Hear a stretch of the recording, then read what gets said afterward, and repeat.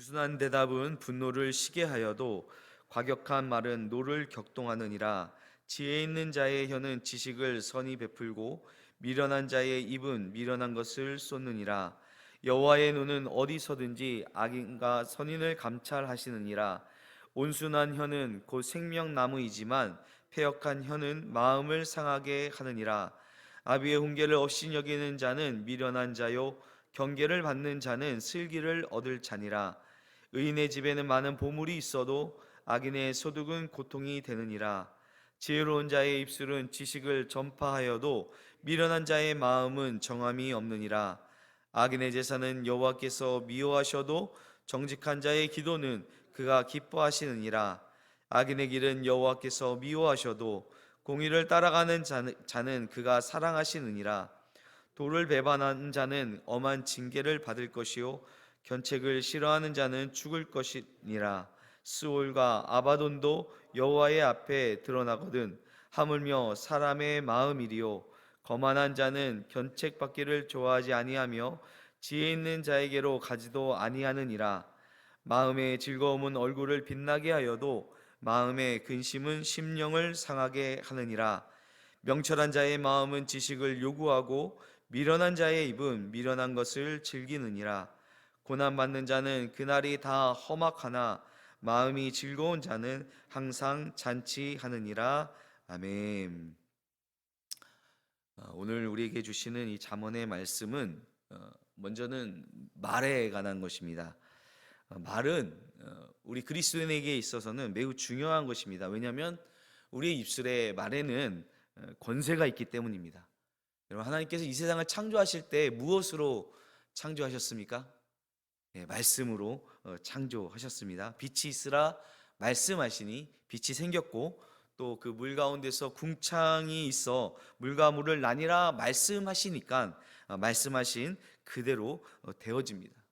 우리는 바로 그 하나님의 형상대로 지음받은 존재들이기 때문에 우리의 말에도 권세가 있습니다. 그래서 우리는 이 말로 사람을 살리기도 하고 또 죽이기도 합니다.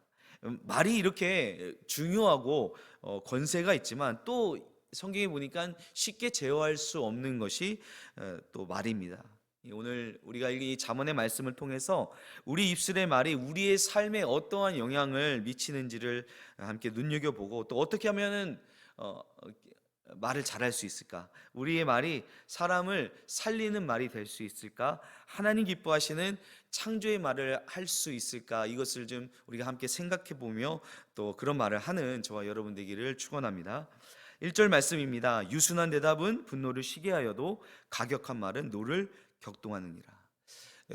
여러분과 가장 대화를 많이 하는 사람이 누구이십니까? 한번 그분을 떠올려 보시기 바랍니다. 그 상대와 대화할 때에 그 대화가 즐겁고 편안한 경우도 있지만 때로는 그러지 못할 때가 있습니다. 저도 그 아내와 대화를 하다가 가끔 이 갈등이 생길 때가 있습니다. 저는 이게 싸운다고 생각해 본 적이 한 번도 없지만 대화를 하다 보면요, 서로 이 감정을 건드릴 때가 분명 있습니다. 물론 이미 우리의 말에는 이 감정, 그러니까 마음이 실려 있죠. 감정이 실려 있는 말을 하다 보니 그 감정이 서로 충돌할 때가 있습니다. 부정적인 감정의 말이 지배를 당하면 어떻게 될까요? 과격한 말이 나가게 되고 그것이 계속해서 노를 격동케 합니다. 그래서 그런 말이 오갈 때 대답을 잘해야 되는 것이죠. 유순한 대답을 해야 합니다. 부드러운 말로, 상냥한 말로 대한다면 상대방의 분노를 가라앉힐 수 있습니다. 또 상대방의 분노뿐만 아니라 나의 분노까지도 가라앉게 되는 것입니다. 나와 가장 많은 대화를 하는 사람은 나에게 있어서는 가장 가까운 사람 아니겠습니까? 그 사람과 대화하면서 서로에게 막 분노하고 노를 격동케 하면 그것이 무슨 유익이 있겠습니까? 여러분, 말싸움에서 이기면 누가 1등 했다고 상을 줍니까? 승리했다고 기쁩니까? 그렇지 않습니다. 서로 감정만 상할 뿐인 것입니다. 그래서 우리는 대화를 통해, 말을 통해 서로를 살리는, 서로의 감정을 또 세워주는 그런 말을 해야 합니다. 그것이 하나님께서 말씀을 천지를 말씀으로 창조하시는 그 창조의 능력을 발휘하는 말이 되는 것입니다. 2절 말씀에 지혜 있는 자의 혀는 지식을 선히 베풀고, 여기서 이 선히 베푼다라는 이 말은요, 가장 알맞게 그리고 상대방에게 딱 맞게 말을 한다는 의미입니다. 상황에 꼭 맞는 말, 유익을 끼치는 말을 한다는 것이죠. 그러나 반대로 미련한 자의 입은 미련한 것을 쏟느니라. 어리석은 자의 입은 통제가 되지 않아서 쓸데없는 말을 계속해서 쏟아낸다는 것입니다. 여러분, TMI라고 들어보셨습니까? TMI라는 말이 뭐냐면 Too much information 이라고 해서 너무 쓸데없는 많은 정보를 준다는 것입니다. 말을 많이 하는 사람에게 붙이는 그런 말이기도 합니다. 여러분, 우리의 말이 어떤 상황과 상대에게 적재적소에 딱 맞게 말을 한다면 얼마나 좋겠습니까? 여러분, 아니면 막 TMI, 그러니까 쓸데없는 많은 말을 하는 게 좋지 않죠. 그게 보기에도 좋지 않을 것입니다. 지혜 있는 자는 상황과 상대에 꼭 맞는 말을 한다는 것입니다. 그런데 우리가 이렇게 사람을 살리는 창조의 말, 또 어떤 상황과 상대에게 꼭 알맞는 유익한 말을 할 수 있는 것은요, 타락한 인간의 본성으로 가능한 것이 아닙니다. 우리가 하나님을 떠나 있으면 우리는 우리 스스로를 높이게 되고 스스로를 드러내려는 그런 타락한 본성으로 인해 우리의 말의 권세를 올바르게 사용하지 못하게 됩니다. 그래서 우리가 기억해야 할 것은 하나님께서 우리를 지켜보고 계시다는 것을 기억해야 됩니다. 3절 말씀에 여호와의 눈은 어디서든지 악인과 선인을 감찰하시느니라. 근데 여러분, 악인은 그 감찰하시는 하나님을 인지하지 못합니다. 인식하지 못합니다. 그러나 선인은 항상 어디서든지 하나님을 인식하는 것입니다. 여러분, 구약의 그 창세기 요셉을 보면요, 요셉은 어디 가든지 하나님께서 그와 함께하는 것을 사람들이 보았습니다. 다른 사람이 요셉과 함께 하신 하나님을 고백했습니다.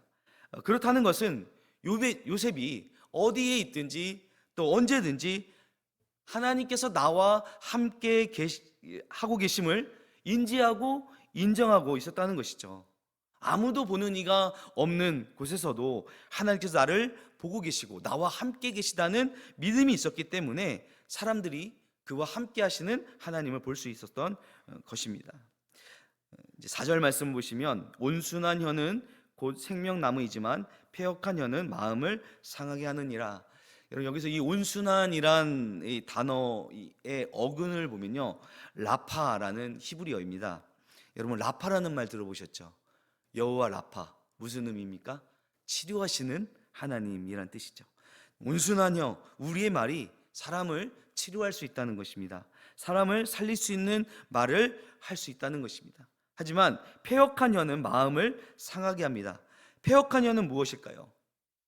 자기 자신으로 똘똘 뭉쳐 완고한 사람, 그래서 진실을 말하는 것이 아니라 진실을 왜곡하는 말을 하는 사람, 그 사람의 그런 말은 다른 사람을 상하게 할 수 있다는 것입니다.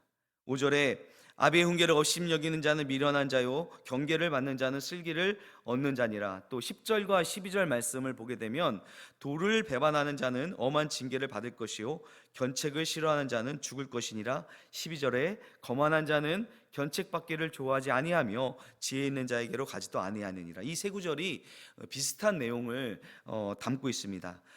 잠언에서 이 아비의 훈계는 말 그대로 그 아버지의 훈계를 가리키기도 하지만 하나님의 말씀을 뜻하기도 합니다. 아비의 훈계나 하나님의 말씀을 업신 여기는 자는 미련한 자입니다. 왜 아비의 훈계를 업신 여길까요? 스스로가 잘났다고 생각하기 때문이겠죠. 자기가 생각하는 것이 옳다고 여기기 때문입니다. 그러한 사람은 다른 사람의 말을 듣지 않죠. 다른 사람의 말뿐만 아니라 아비의 훈계, 더 나아가 하나님의 말씀을 듣지 않습니다. 그 훈계가 하나님의 말씀이 자신을 올가매고 견책한다고 생각합니다. 그러나 그렇게 훈계를 떠난 자, 하나님의 말씀을 떠난 자는 결국은 어떻게 됩니까? 생명에서 떠나게 된다고 말씀하고 있습니다. 그러나 경계를 받는 자, 또 견책을 달게 받는 자는 슬기를 얻게 되고 생명을 얻게 된다고 말씀하고 있습니다. 8절과 9절 말씀 보겠습니다. 악인의 제사는 여호와께서 미워하셔도 정직한 자의 기도는 그가 기뻐하시느니라. 악인의 길은 여호와께서 미워하셔도 공의를 따라가는 자는 그가 사랑하시느니라. 여러분, 가인과 아벨이 하나님 앞에 제사를 드릴 때 하나님께서 아벨의 제사를 받으시고 가인의 제물은 받지 않으셨습니다. 이 창세기 4장을 보시면, 그 내용을 보시면요, 하나님께서 그 제물만 받으신 것이 아니라 예배를 드리는 자와 제물을 함께 받으셨다라고 나오고 있습니다. 가인의 제사를 받지 않으신 것은 이 가인의 제물이 하나님께서 원하시는 그런 제물이 아니었기 때문인지는 모르겠습니다. 하지만 분명한 것은 하나님께서는 예배를 드리는 그 사람, 그 가인의 삶, 가인의 마음을 받지 않으신 것이 분명합니다. 하나님께서 온전치 못한 가인을 기뻐하지 않으셨던 것이죠. 하나님께서 제물만 받으시는 분이 아니십니다. 오히려 제물보다 그 제물을, 그 예배를 드리는 그 예배자의 마음이 어떠한지, 그가 정직하고 공의를 행하는 자일 때 하나님께서 그를 기뻐하시고 또 그를 사랑하시고 그 예배를 받으신다는 것이죠. 11절 말씀에 스올과 아바돈도 여호와 앞에 드러나거든 하물며 사람의 마음이리요. 3절과 마찬가지로 하나님께서 사람의 중심, 그 속까지 다 들여다 보신다는 것입니다. 스올과 아바돈은 죽음의 영역입니다. 그 어두운 영역까지 명백히 보시는 하나님께서 우리 중심을 꿰뚫어 보시죠. 그래서 우리는 하나님 앞에 감출 수 있는 것도 없지만 또 감추는 것도 없어야 됩니다. 13절 말씀에 마음의 즐거움은 얼굴을 빛나게 하여도 마음의 근심은 심령을 상하게 하느니라. 그렇죠. 여러분, 마음에 즐거움이 있으면 얼굴이 빛이 나고 마음에 근심이 있으면 또 그것이 또 얼굴에 나타나게 됩니다. 자, 이 당연한 말을 왜 잠언의 기자가 기록한 것일까요? 자, 우리의 마음에 즐거움은 어떻게 얻을 수 있습니까? 또 우리의 마음에 근심이 있을 때 우리가 그것을 어떻게 처리할 수 있을까요? 그 마음을 주님께 온전히 드리는 것이죠. 하나님 주시는 그 기쁨으로 내 마음을 가득 채울 때 우리의 얼굴이 빛이 나게 됩니다. 또 우리의 삶이 아름답게 된다는 것입니다. 또 마음에 근심이 생길 때에는 그 근심도 하나님께 내어 맡기는 것입니다. 우리 주님께서 말씀하셨습니다. 너희는 근심하지 말라. 하나님을 믿음이 또 나를 믿으라. 여러분, 우리의 마음이 근심으로 가득 차 있다면 우리 얼굴이 상하고요, 우리 삶이 어두워집니다. 근심은 주님께 맡기라고 주셨습니다. 그리고 주님께 우리는 기쁨을 구하는 것입니다. 주님께서 내 마음에 자정하셔서 주님께서 우리의 마음을 다스려 주실 때 주님께서 우리에게 기쁨을 채워주시고 그 마음이 우리의 마음에 가득할 때 우리의 얼굴이 빛나게 되고 우리의 삶이 아름답게 될 줄 믿습니다. 마지막에 15절 말씀에 고난받는 자는 그날이 다 험악하나 마음이 즐거운 자는 항상 잔치하느니라. 사랑하는 여러분, 하나님은 우리를 복되게 하시는 분이십니다. 우리로 항상 하나님 나라의 그 잔치 자리에 우리를 초대하여 주십니다. 여러분, 이 말이 어떤 기복신앙이나 막 적극적인 긍정의 말이 아니라 우리가 어떤 상황과 형편에 처해 있든지 하나님께서 그곳에 함께 계시면 그 자리가 하나님의 나라가 되는 것입니다. 우리의 마음의 자리에 하나님께서 임하시면 그곳이 하나님의 나라의 그 잔치가 벌어지는 장소가 된다는 것입니다. 우리의 인생에 내가 주인이 되어서 내가 끌고 간다면 우리의 삶은 고난의 연속이 될 것입니다. 실패의 연속일 것입니다. 그러나 하나님께서 우리의 인생에, 내 인생의 주인이 되어 주신다면 우리 인생의 여정은 마음이 즐거운 여행길이 될 줄로 믿습니다. 오늘 그 은혜를 누리는 저와 여러분 되시기를 주님의 이름으로 축원드립니다. 기도하시겠습니다. 하나님 아버지, 은혜를 감사합니다. 오늘 우리가 말에 대하여 또 그 말이 나오는 마음에 대하여 하나님의 말씀으로 교훈하여 주시니 은혜를 감사드립니다. 하나님, 오늘 주시는 그 말씀이 정말 우리의 삶의 원칙과 기준이 되어서 오늘 우리가 만나는 사람들에게 하나님의 은혜와 평강을 전하는 자들이 되게 하여 주시옵소서. 우리의 마음을 다스리시며 우리의 삶을 감찰하시는 하나님을 인정하면서 그 하나님과 동행하면서 살아가는 하루가 되게 하여 주시옵소서. 감사를 드리며 예수님의 이름으로 기도드립니다. 아멘.